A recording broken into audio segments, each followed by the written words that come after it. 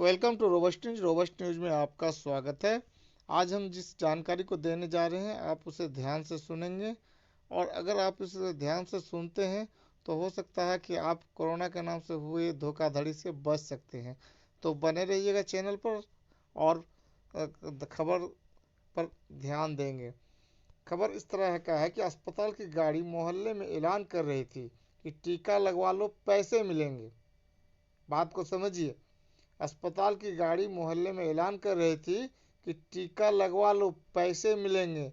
सो हम चले गए। ऐसा है उन गरीब लोगों का कहना जो कि अब मौत के मुंह में जा रहे हैं, और ये खबर कर आप तक पहुंचते पहुंचते वे चले भी गए होंगे। तो हमारे इस रिपोर्ट का खुलासा जो हमारे कैमरा और रिपोर्टर और न्यूज़ एंकरों ने किया है, तो बने रहेंगे और इसे ध्यान से सुनेंगे। भोपाल के पीपुल्स अस्पताल पर आरोप है कि उसने गैस त्रासदी के पीड़ित समेत कई लोगों पर बिना जानकारी दिए कोरोना की वैक्सीन के ट्रायल किए, जिसके बाद तबीयत बिगड़ने पर उनका निःशुल्क इलाज भी नहीं किया गया। अस्पताल और स्वास्थ्य मंत्री ने ऐसा होने से इनकार किया है। भोपाल के टिम्बर मार्केट में रहने वाले 37 वर्षीय जितेंद्र नरवरिया मंगलवार 5 जनवरी से भोपाल के ही पीपुल्स अस्पताल में भर्ती हैं। उन्हें पीलिया की शिकायत है और अस्पताल में उनकी लगातार जांचें चल रही हैं। गौरतलब है कि जितेंद्र को कोरोना महामारी की वैक्सीन ट्रायल के तीसरे चरण के तहत 10 दिसंबर को वैक्सीन की पहली खुराक दी गई थी। उसके बाद से ही उनकी सेहत लगातार बिगड़ती चली गई। कोरोना महामारी से लड़ने के लिए भारत बायोटेक द्वारा विकसित की गई स्वदेशी वैक्सीन कोवैक्सीन का तीसरे चरण का ट्रायल देश भर में चल रहा है। मध्य प्रदेश में भोपाल के पीपुल्स अस्पताल को भी कोवैक्सीन का ट्रायल कराने की जिम्मेदारी दी गई है। इसी कड़ी में जितेंद्र को कोरोना की वैक्सीन दी गई थी, लेकिन इसके लिए जो प्रक्रिया अपनाई गई उस पर सवाल खड़े हो रहे हैं।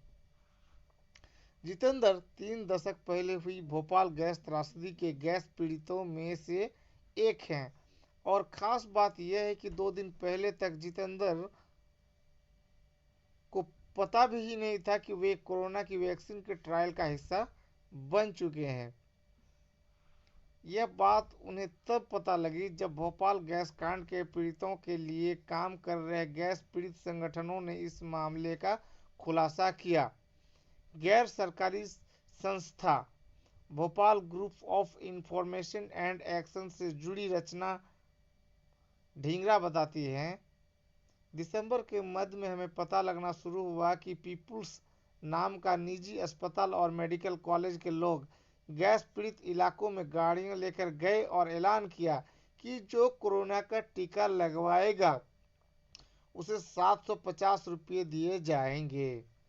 वे आगे बताते हैं, लेकिन ये कोरोना का टीका नहीं है, ये तो वैक्सीन का ट्रायल है। टीका तो इसके बाद आएगा।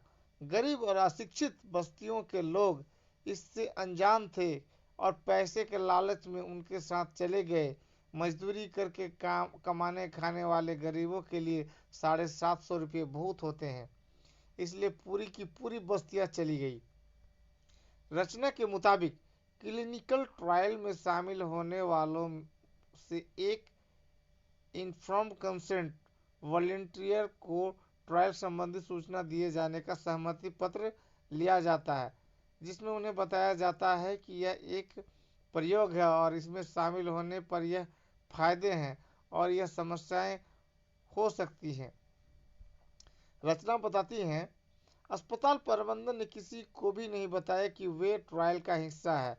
लोगों को लग रहा था कि कोरोना का टीका लग रहा है, यहाँ तक कि नियमानुसार लोगों को सहमति पत्र की प्रति उपलब्ध नहीं कराई गई। फिर जब कुछ लोगों की तबीयत खराब होने लगी तो मामले का खुलासा हुआ। अस्पताल प्रबंधन पर आरोप है कि पहले तो उसने लोगों को अंधेरे में रखकर वैक्सीन का ट्रायल कर दिया, फिर जब उनकी तबीयत बिगड़ी तो निःशुल्क इलाज देने से मना कर दिया गया। जितेंद्र उसका उदाहरण है। अपनी आप बीती चैनल वाले को बताते हुए, वैक्सीन लगाने के बाद मुझे पीलिया हो गया, मैं 2 बार अस्पताल गया तो उन्हें बाहर से जांच करा कर लाने को बोल दिया, पैसा ही नहीं था तो जांच कैसे कराता। जितेंद्र मजदूरी करके परिवार का पेट पालते हैं। घर में उनकी पत्नी नहीं है, बस 2 मासूम बच्चे और बूढ़ी माँ है। वैक्सीन लगाने के बाद से वे बीमार हैं और काम पर नहीं गए हैं। वे बताते हैं कि उनके घर में खाने के लिए अब दाना तक नहीं बचा है। मामले के मीडिया में उछलने के बाद अस्पताल प्रबंधन स्वयं जितेंद्र के घर पहुंचा और उन्हें अस्पताल लाकर इलाज देना शुरू कर दिया है। लेकिन जितेंद्र को अब चिंता अपनी मां और बच्चों की है। जब जितेंद्र बीमार हुए तो इलाके के अन्य लोगों में वैक्सीन को लेकर दहशत फैल गई थी। नतीजतन उन्होंने पैसों के प्रलोभन में टीका लगवाने के लिए जाना बंद कर दिया। जितेंद्र की तरह ही शंकर नगर में रहने वाले छोटे दास बैरागी को भी 3 दिसंबर को टीका लगा था। इसके बाद भी वे बाद में संक्रमित पाए गए। वे कहते हैं शंकर नगर के करीब 150-200 लोग गए और सभी को कुछ न कुछ परेशानी है। कई लोगों को उल्टी हो रही है। मेरे कुछ दोस्त हैं, उन्हें रीढ़ की हड्डी में दर्द हो रहा है। मुझे भी दर्द की शिकायत है जिसका इलाज वे नहीं कर रहे हैं। टीका लगवाने के पहले हम सबको पहले कभी यह दिक्कत नहीं थी, लेकिन इसके बाद हल्का बुखार भी आया और बार बार तबीयत भी खराब हो जाती थी। छोटू का कहना है कि जब वे अस्पताल में इलाज के लिए गए तो उन्हें बाहर से दवाएं खरीदने बोला गया। जितेंद्र की शिकायत यह भी है कि उन्हें वैक्सीन की डोज देते समय बताया ही नहीं गया था कि उसका कोरोना से कोई संबंध है। वे कहते हैं मोहल्ले में अस्पताल की गाड़ी आई थी, दूसरे लोग जा रहे थे तो पैसों के लालच में मैं भी चला गया। मुझे बताया गया कि हमारी इस वैक्सीन से तुम्हारे सभी पुराने रोग ठीक हो जाएंगे। कोरोना की तो कोई बात ही नहीं हुई थी। साथ ही उन्होंने यह कहा था कि मुझे कुछ होता है तो मैं जितना साल भर में नहीं कमाता उससे ज़्यादा पैसा दिया जाएगा। शंकर नगर के रहने वाले हरी सिंह को 4 दिसंबर को पहला तो 4 जनवरी को दूसरा टीका भी लग चुका है। फिलहाल उन्हें कोई स्वास्थ्य संबंधी समस्या तो नहीं है, लेकिन उनकी शिकायत है कि अस्पताल प्रबंधन ने उन्हें अंधेरे में रखा है और यह नहीं बताया कि उन्हें ट्रायल में शामिल किया जा रहा है। वे बताते हैं अस्पताल की गाड़ी मोहल्ले में आकर ऐलान करती हुई घूम रही थी कि टीका लगवा लो, 750 रुपये मिलेंगे, अभी नहीं लगवाओगे तो बाद में सबको लगवाना ही पड़ेगा। हरी सिंह आगे कहते हैं, मतलब जब सबको लगवाना जरूरी ही था तो मैं भी चला गया, पैसे भी मिल रहे थे और अस्पताल वालों ने बोला भी था कि अगर दिक्कत होगी तो मुफ्त इलाज करेंगे। हालांकि जितेंद्र के उलट हरी सिंह का कहना है कि टीके के 2 हफ्ते बाद जब उन्हें दस्त लगे तो वे अस्पताल पहुंचे तो डॉक्टरों ने उनकी जांच की और मुफ्त में दवा भी दी थी। साथ ही हर 2-4 दिन में अस्पताल से फॉलोअप के लिए फोन पर उनके साथ स्वास्थ्य की जानकारी भी ली जाती थी। ऐसा अनुमान है कि पीपुल्स अस्पताल के आसपास के गैस कांड प्रभावित इलाकों में और उसके चलते हुए प्रदूषित भूजल प्रभावित गरीब बस्तियां शंकर नगर, गरीब नगर, टिम्बर मार्केट आदि की में करीब 600-700 लोगों को वैक्सीन के ट्रायल में शामिल किया गया है। ट्रायल के हिस्सा बने लोगों को अलग अलग शिकायतें हैं। मंजूबाई कहती है अस्पताल की गाड़ी आई थी और सबको ले गई, उसमें से कुछ नहीं पूछा, बस ब्लड प्रेशर, खून और कोरोना की जांच की, फिर इंजेक्शन लगा दिया और 750 रुपये का चेक दे दिया। बहुत जगह साइन कराए लेकिन कोई रसीद नहीं दी। वे बोले कि कागज का क्या करोगी, भूल जाओ अब कोरोना को। हालांकि जिन्हें पता है कि वे ट्रायल में शामिल थे और उन्हें रसीद कागज भी मिले हैं, उन्हें यह नहीं पता कि ट्रायल होता क्या है और उन्हें मिले रसीद कागजों में लिखा क्या है। रमेश सेन ऐसे ही लोगों में से एक हैं। 8 दिसंबर को अन्य लोगों के साथ अस्पताल की गाड़ी में बैठकर वे भी ट्रायल में शामिल होने चले गए थे। 5 जनवरी को उन्हें ट्रायल का दूसरा टीका भी लग चुका है। रमेश बताते हैं, उन्हें हमें बताया था कि ट्रायल का टीका है, अब हमें ये नहीं पता कि ट्रायल क्या होता है। उन्हें कई जगह हस्ताक्षर कराए हैं, लेकिन हमें नहीं पता कि वे क्या था और किस पर हमने हस्ताक्षर किए। बस ये पता है कि हमें कोरोना का टीका लगा है। पीपुल्स अस्पताल के कुलपति डॉक्टर राजेश कपूर ने न्यूज वाले से बातचीत करते हुए सभी आरोपों को बेबुनियाद और आधारहीन बताया है। चलिए खबर को और थोड़ा आपको हम विस्तार से बताते हैं। उन्होंने कहा, बिना तथ्यों की पुष्टि किए कोई कुछ भी आरोप लगा सकता है। हमारे अस्पताल में ट्रायल संबंधी बोर्ड लगे हैं। जब ट्रायल शुरू हुआ तो हम हर अखबार में छपा है कि यह ट्रायल है। ट्रायल की यह जानकारी भी हर जगह दी गई है और हमें भी नहीं मालूम कि वैक्सीन का क्या असर सामने आएगा। हमने काउंसलिंग में भी सबको इस संबंध में बताया था। वहीं ट्रायल में शामिल हुए लोग ये भी बताते हैं कि वैक्सीन देने के बाद अस्पताल प्रबंधन की ओर से उन्हें एक फॉर्म भी दिया गया था और कहा गया था कि जो भी आपको तकलीफ हो या महसूस हो, इसमें लिख देना और निशान लगा देना। छोटू दास कहते हैं, हमें लिखना पढ़ना ही नहीं आता तो कैसे लिखते। बस तकलीफ हुई तो अस्पताल चले गए, उन्हें दवा लिख दी थी कि बाहर से खरीद कर ये खा लेना, ठीक हो जाओगे। दूसरा टीका लगवाने गए तो उन्हें लगाया लगाया ही नहीं और कह दिया कि आपको कोरोना संक्रमण है। जितेंद्र के साथ भी यही समस्या है रही है कि वे पढ़े लिखे न होने के कारण अस्पताल से मिले फॉर्म में वैक्सीन लगने के बाद की परिस्थितियों को बताने में असमर्थ रहे। इसी के चलते मामले का खुलासा करने वाले गैस पीड़ित संगठनों की चिंता है कि इसका असर वैक्सीन की प्रभावशीलता पर भी पड़ेगा और ट्रायल के माध्यम से वैक्सीन के जो दुष्प्रभाव का पता लगाने की कोशिश है वह प्रभावित होगी, क्योंकि जब ट्रायल में शामिल लोग वैक्सीन लगने के बाद पैदा हुई परिस्थितियों को लिख ही नहीं पा रहे हैं तो वैक्सीन कितना प्रभावी है ये कैसे साबित होगा। रचना कहती है, ड्रग ट्रायल का नियम है कि जब किसी को तकलीफ होती है तो उस तकलीफ को दर्ज करना जरूरी होता है। ये कानून है। अगर कोई वैक्सीन बाजार में ला रहे हो तो आप बताओगे ना कि इस वैक्सीन से 5 लोगों की बुखार आया, 2 लोगों की उल्टियाँ हुई। ट्रायल में शामिल अनपढ़ लोग जब स्वयं इसे दर्ज नहीं कर पा रहे हैं तो वे इलाज के लिए अस्पताल आते हैं, तब अस्पताल इसे दर्ज करे, लेकिन अस्पताल तो उन्हें भगा देता है कि जाओ बाहर से इलाज कराओ। इसका दुष्प्रभाव तो वैक्सीन के नतीजों पर पड़ेगा कि वह कारगर है या नहीं। इस पर डॉक्टर कपूर कहते हैं, गाइडलाइन के हिसाब से हमारे क्लिनिकल ट्रायल को प्रोटोकॉल में कहा गया है कि हम अस्पताल परिसर के पड़ोस की कॉलोनीज को ट्रायल में शामिल करें जिससे कि वॉलंटियर्स के फॉलोअप में आसानी हो। बात सिर्फ वैक्सीन का इंजेक्शन लगाने तक ही नहीं है, बात फॉलोअप की भी है। ये कहना गलत है कि हमने सिर्फ गरीबों को शामिल किया है, जो भी स्वेच्छा से आता है उसे शामिल करते हैं। इसमें पढ़े लिखे गरीब मजदूर सब शामिल हैं। इस बीच एक मसला यह भी है कि गैस पीड़ित जो कि पहले से ही अनेक गंभीर बीमारियों से ग्रस्त हैं, उन पर कोरोना के वैक्सीन का ट्रायल करना कितना सही है। रचना कहती है, गैस पीड़ित लोग स्वास्थ्य के मामले में कमजोर हैं और उनके बीमार होने की संभावना पहले से ही अधिक होती है।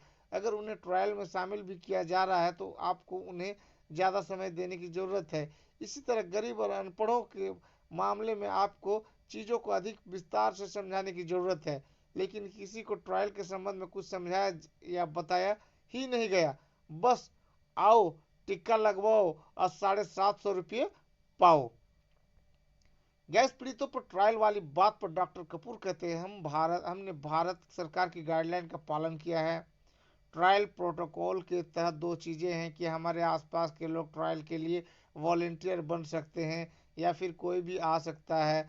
अब सामान्य सी बात है कि हमारे पड़ोस की कॉलोनी के लोग पहले आएंगे। हमने किसी गैस पीड़ितों की कॉलोनी को जानबूझकर टारगेट थोड़ी ही किया है। लोग स्वेच्छा से आए हैं।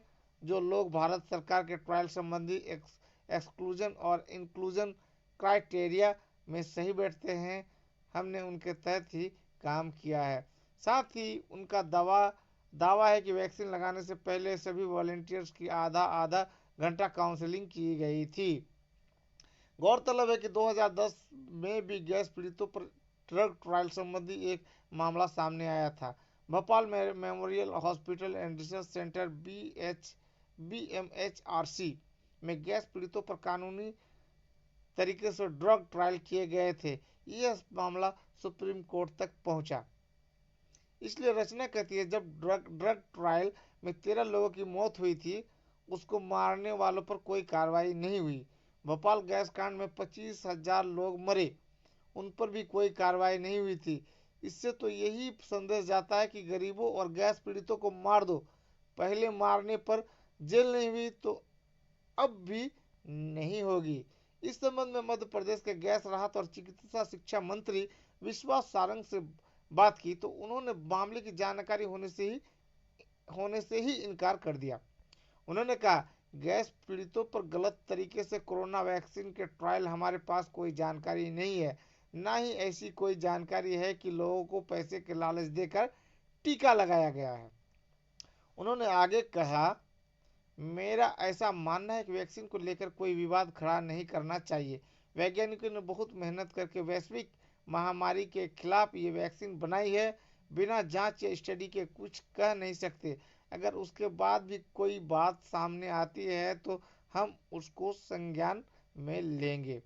वहीं एक दिन पहले ही विश्वास सारंग एनडीटीवी से बात करते हुए कहते नजर आ रहे थे कि टुकड़े टुकड़े गैंग के सदस्यों की यह वैक्सीन के खिलाफ दुष्प्रचार की साजिश है। वे लोग इसका विरोध कर रहे हैं जो पाकिस्तान का समर्थन करते हैं। सभी आरोपों को हेल्थ वर्कर्स का मनोबल गिराने वाला बताते हुए वैक्सीन के खिलाफ दुष्प्रचार की संभावनाओं की तरफ डॉक्टर कपूर भी इशारा करते हैं। वे कहते हैं, 27 नवंबर को पीपुल्स अस्पताल में कोवैक्सीन का ट्रायल शुरू हुआ।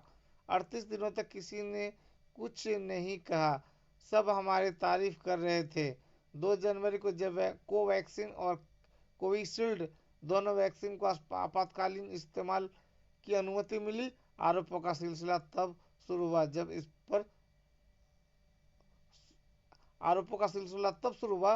इस पर मुझे ताज्जुब होता है। जब उनसे पूछा गया कि आप इसके पीछे किसी लॉबी का कोई षड्यंत्र देखते हैं तो इस सवाल को वे टाल गए। खैर, फ्री और 750 रुपये के लगे टीके और गए जान से हाथ धोने वाले को ऊपर वाला स्वर्ग में जगह दे। सावधान रहिए, सतर्क रहिए।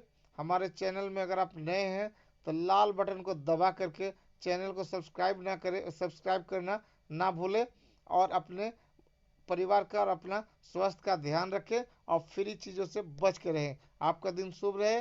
Thanks audience, thanks listener.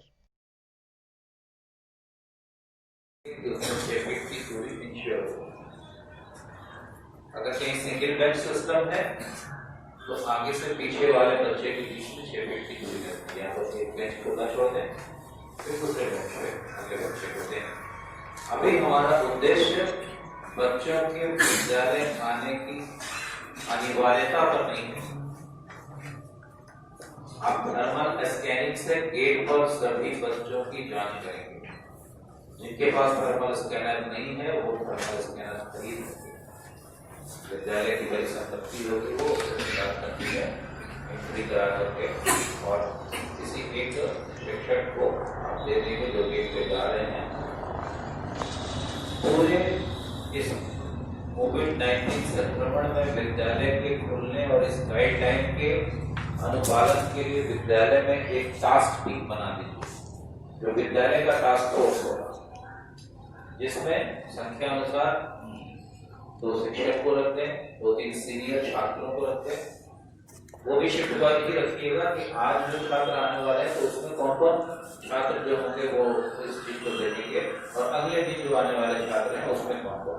नहीं तो मालूम है कि आपने नाम दे दिया रमेश और उमेश का, रमेश और उमेश को सत्ता है 3 ही दिन आ रहे थे, बाकी 3 दिन आपके वो बच्चों का सहयोग नहीं मिल पाएगा। तो इस तरह से 3 दिनों में ये छात्र सहयोग करेंगे और 3 दिनों में ये छात्र करेंगे। तो विद्यालय की एक कोर टीम होगी जो टास्क टीम कही जाएगी, जो इस गाइडलाइन पर जो आपको भेजा गया है प्रधान शिक्षक के माध्यम से उसका अनुपालन देखेगी। जो गाइडलाइंस आपके हैं वो फॉलो हो रहे हैं कि नहीं, बच्चे ग्रुप में तो नहीं घूम रहे हैं। समूह में की जाने वाली सभी प्रकार की क्रियाएं, सभी प्रकार की गतिविधियां नहीं होंगी, रोक दी जाए। एक खुद की घंटी को रूटीन से अभी बाहर कर दीजिए। ऐसा हर क्रियाकलाप जिसमें बच्चे क्लोज में एकत्र होते हैं उसको कभी रोक दिया जाए। आगे स्थिति जैसी रहेगी फिर उसके अनुसार उसको धीरे धीरे रिलैक्स किया जाएगा। चेतना सत्र नहीं होगा। प्रार्थना एकत्र होकर के जो आप फील्ड में करते थे असेंबली वो नहीं होगा। अभी तक 12 तारीख का ऑब्जर्वेशन टाइम है, इस बीच ये नहीं करेंगे। लेकिन चाहें तो प्रार्थना अलग अलग कक्षाओं में बच्चों के बीच उनके वर्ग शिक्षक के नेतृत्व में एक टाइम पे आप कर सकते हैं। घंटी बजेगी, सभी कक्षाओं में बच्चे प्रार्थना अपना गाएंगे और जो एक्टिविटीज है वो करेंगे।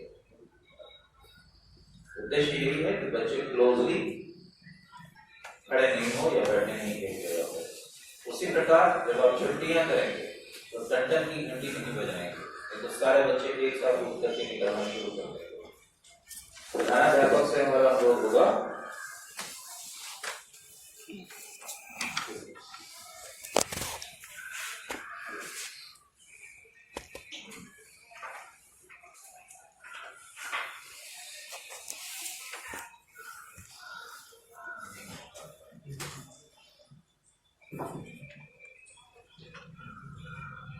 प्रधानाध्यापक से हमारा अनुरोध ये होगा कि वो एक एक कक्षा को एक बार में छोड़ें और वो बच्चे जब बाहर निकल जाए तो फिर नेक्स्ट कक्षा को वो छोड़ें, ताकि बहुत ज्यादा भीड़ एक साथ एकत्र नहीं हो।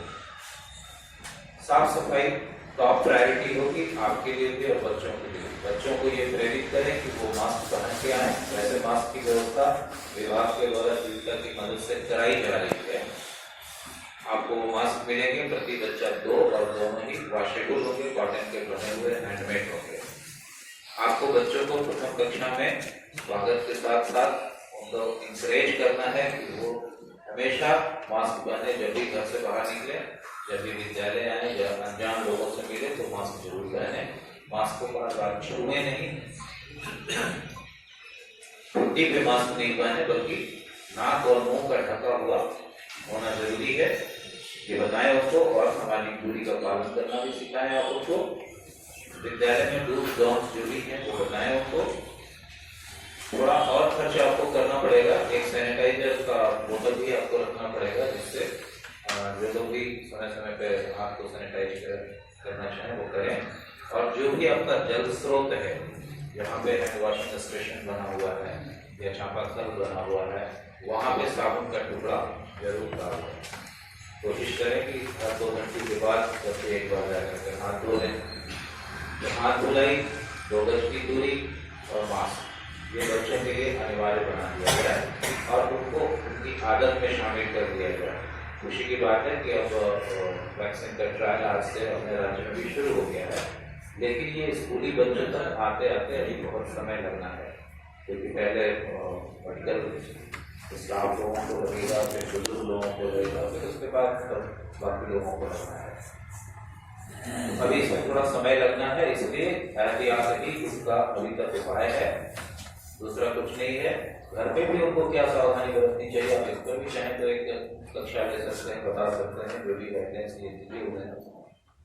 प्रायः बार बार छुए जाने वाले स्थल या चीजें, जैसे चापाकल की हैंडल, जैसे नल के नॉब, इनको बार बार बीच बीच में सैनिटाइज करवाते रहे, स्प्रे करते, ताकि हाथ के कुछ स्पर्श से किसी के शरीर में ये संक्रमण नहीं हो।